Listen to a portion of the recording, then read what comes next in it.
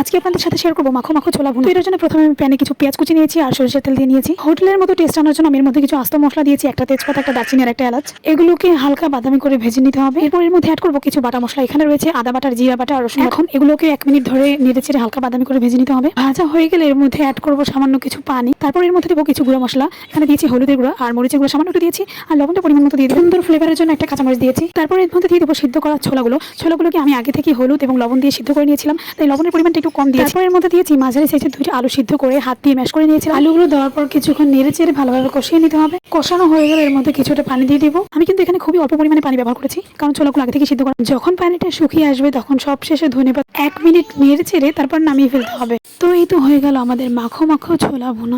সবাইকে অসংখ্য ধন্যবাদ এতক্ষণ ধৈর্য ধরে আমার ভিডিওটা দেখার জন্য। ভিডিওটা ভালো লেগে থাকলে লাইক, কমেন্ট এবং শেয়ার করে দিবেন এবং চ্যানেলটাকে সাবস্ক্রাইব করে দিবেন। আজকের জন্য এই পর্যন্তই বিদায় নিচ্ছি। আসসালামু আলাইকুম।